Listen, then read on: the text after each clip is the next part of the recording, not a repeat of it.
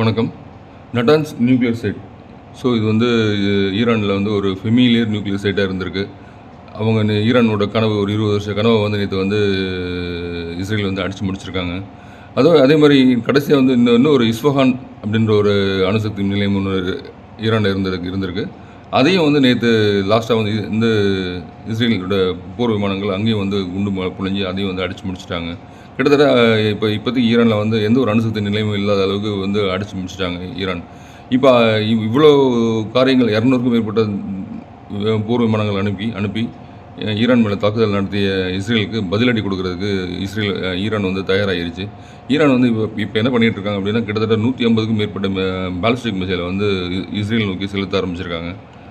So இதை வந்து Israel வந்து ஆல்ரெடி அவங்க வந்து தெரியும், நம்ம அடித்து அவங்க திருப்பி அடிப்பாங்க அப்படின்னு. இஸ்ரேல் இருக்க வான் பாதுகாப்பு ஏர் டிஃபென்ஸ் சிஸ்டம் எல்லாம் வந்து இப்போ வந்து ஈரான் அனுப்பிச்ச பாலிஸ்டிக் மிசைல் வந்து இடமறிச்சு அழிச்சிக்கிட்டு இருக்கு. ஆனாலும் 1-2 ஏவுகணைகள் வந்து டெல் அவீவ் அந்த மாதிரி இடங்களில் வந்து உளுந்து பெரிய வந்து தாக்குதல் உட்பட்டிருக்கு டெல் அவீவ் நகரம். அதே மாதிரி அவங்களுடைய இஸ்ரேல் இருக்க பேசஞ்சர் விமானம்லாம் வந்து அவங்க என்ன பண்ணியிருக்காங்க அப்படின்னா, ஆல்ரெடி இவங்க இஸ்ரேலுக்கு தெரியும் நம்ம அடித்தா திருப்பி அடிப்பாங்க அப்படின்னு சொல்லி அவங்க அந்த ஈரான் தாக்குதல் நடத்துவாங்கன்னு சொல்லி பயணிகள் விமான நிலையத்தை சைப்ரஸில் வந்து கொண்டு போய் நிப்பாட்டி வச்சுருக்கிறாங்க. இப்போ ஈரானோட பாலிஸ்டிக் மிசைல் டெல் அவீவ் முக்கியமான நகரங்கள் மீது வந்து குண்டு மலை பொழிஞ்சிக்கிட்டு இருப்போம், அதாவது ஏவுகணை மலை பொழிஞ்சிக்கிட்டு இருக்கு அப்படின்னு சொல்லலாம். இந்த சமயத்தில் அவங்க தீவிரமாக இப்போ வந்து அடிக்க ஆரம்பிச்சிருக்காங்க ஈரானும். இஸ்ரேல் ஃபுல்லாகவே வந்து பாலிஸ்டிக் மிசைல் மலையில் வந்து பொழியுதுன்னு சொல்லலாம். அந்தளவுக்கு ஈரான் வந்து இங்கேருந்து பாலிஸ்டிக் மிசைல் வந்து அனுப்பிச்சிருக்காங்க. கிட்டத்தட்ட இஸ்ரேல் ஃபுல்லாக எல்லா இடங்களையும் சரி, டெல் அவீவ் அதே மாதிரி ஜெருசலேமில் ஒரு முக்கியமான இடத்துல ஈரான் தாக்குதல் நடத்தியிருக்கு. இப்போ அங்கே வந்து கரண்ட் இல்லை, நிறைய கட்டிடங்கள் வந்து தாக்குதல் உட்பட்டிருக்கு. இஸ்ரேல் வந்து அடித்தா வந்து ஈரானுக்கு வழி எப்படி இருக்கும், அதே மாதிரி இப்போ வந்து இஸ்ரேலுக்கு வந்து வழி எடுக்க ஆரம்பிச்சிருச்சு. இஸ்ரேல் இப்போ என்ன சொல்கிறாங்க அப்படின்னா, மக்கள் மீது குறிவைக்கிற ஈரானை வந்து நாங்கள் தக்க பதிலடி கொடுப்போம் அப்படின்னு சொல்கிறாங்க. அப்போ இவங்க அடிக்கும்போது இப்போ என்ன சொல்கிறதுன்னு தெரியல. ஸோ ஈரான் வந்து இந்த ஆப்ரேஷனுக்கு என்ன பேர் வச்சுருக்காங்க, த ட்ரூ ப்ராமிஸ் 3 அப்படின்னு பேர் வச்சுருக்காங்க இந்த ஆப்ரேஷனுக்கு.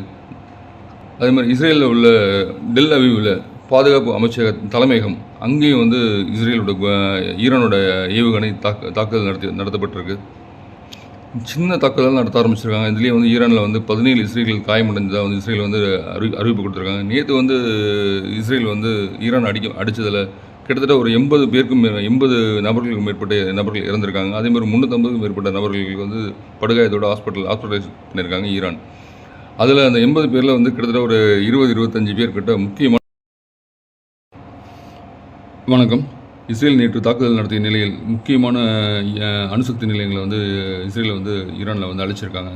ஸோ அதுக்கு வந்து பதிலடி கொடுக்கும் வகையில் இன்றைக்கி வந்து ஈரான் வந்து பாலிஸ்டிக் மிசைலை வந்து இஸ்ரேல் மீது செலுத்தி பலத்த தாக்குதலுக்கு உட்படுத்தியிருக்காங்க. இஸ்ரேல் முழுதுமாக பல நகரங்களில் இந்த ஏவுகணை மலை இன்றைக்கி தொடர்ந்து உள்ள ஏவுகணைகளெல்லாம் தாக்கப்பட்டுக்கிட்டு இருக்குது. அதில் முக்கியமான டெல் அவீவ் நகரம் பெரிய இடத்துல சேதமடைஞ்சிருக்கதாக சொல்கிறாங்க. அதில் வந்து டெல் அவீவில் இருக்கிற பாதுகாப்பு அமைச்சகம் அதுவும் ஒரு பலத்தை சேதமடைஞ்சிருக்கதாக சொல்கிறாங்க. அதே மாதிரி டெல் அவீவ் முழுசுமாக பல கட்டிடங்கள் வந்து சேதத்துக்கு உட்பட்டிருக்கு. இந்த தாக்குதலில் இது வரைக்கும் 17 இஸ்ரேலில் காயமடைந்திருக்கதாக வந்து தகவல் சொல்கிறாங்க. அதே மாதிரி ஈரான் பார்த்தோம் அப்படின்னா, கடல் வழி தாக்குதல், அதாவது நீர்மூழ்கி கப்பல் மூலமாக இஸ்ரேலில் வந்து தாக்குதல் நடத்த ஆரம்பிச்சிருக்காங்க. இப்போ ஈரானோட பாலிஸ்டிக் மிசைல் கிட்டத்தட்ட இஸ்ரேலோட எல்லா நகரங்களையும் குறி வச்சிருக்கு. இப்போ யுனைடெட் நேஷன் IAEA சீஃப் குரோசி வந்து என்ன சொல்கிறாங்க அப்படின்னா, ரேடியோலஜிக்கல் அண்ட் கெமிக்கல் கண்டாமினேஷன் வந்து நட்டான்ஸ் நியூக்ளியர் மையத்துக்குள்ளே இருந்திருக்கு அப்படின்னு சொல்கிறாங்க. அந்த நட்டான்ஸ் நியூக்ளியர் மையத்தில் 60% நியூக்ளியர் என்ரிச்மெண்ட் முடிச்சிருக்கிறதாகவும் அவர் வந்து தகவல் சொல்கிறாரு. அதனால தான் வந்து இஸ்ரேல் வந்து அந்த தாக்குதல் நடத்தியதாகவும் அது யுரேனியம் கிட்டத்தட்ட அந்த என்ரிச்மெண்ட் யுரேனியம் ஃபுல்லாகவே வந்து டெஸ்ட்ராய் பண்ணப்பட்டதாகவும் சொல்கிறாங்க.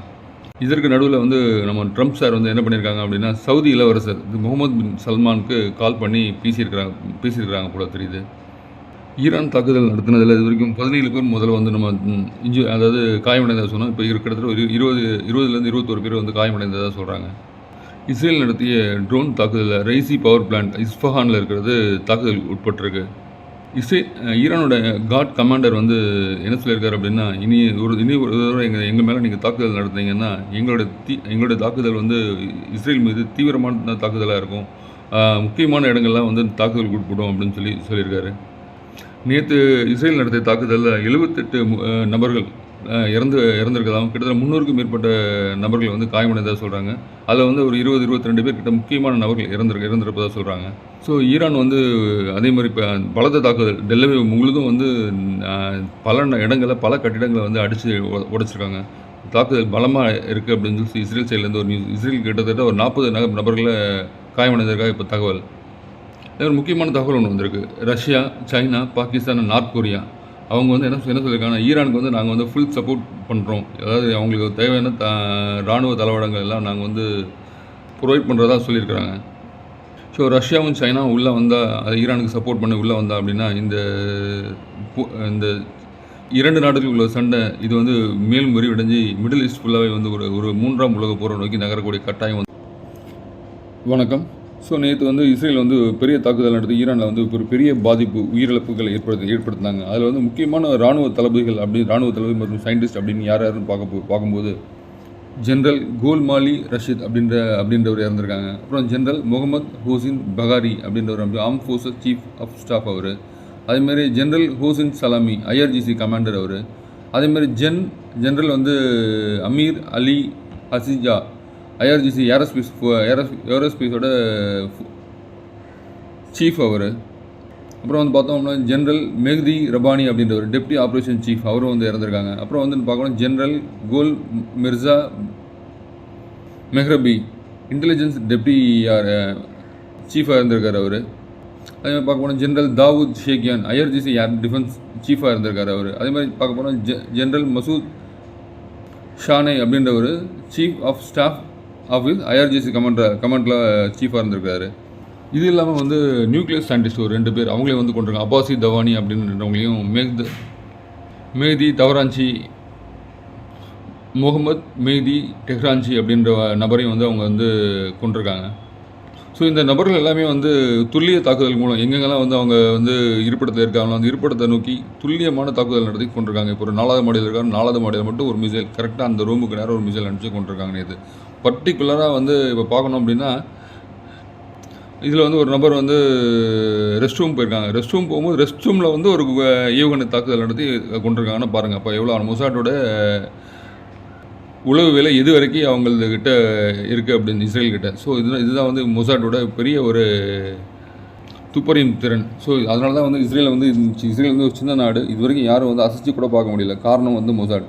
இந்த மொசாட்டோட உளவு அமைப்பு வந்து அவங்களுக்கு பயங்கர ஸ்ட்ராங்காக ஒர்க் பண்ணுறதுனால எல்லா கண்ட்ரிலையுமே கிட்டத்தட்ட மொசாட் வந்து இருக்காங்க. ஸோ இது தவிர ஈரானில் இருக்க நியூக்ளியர் சயின்டிஸ்ட்டை பெரும்பாலும் கொண்டவங்க யாருன்னு பார்த்தா மொசாட் தான். கிட்டத்தட்ட ஆரம்ப காலகட்டத்தில் 2010 இது வரைக்கும் கிட்டத்தட்ட ஒரு 20க்கும் மேற்பட்ட நியூக்ளியர் சயின்டிஸ்ட்டை வந்து இவங்க கொண்டிருப்பாங்க எனக்கு தெரிஞ்சு.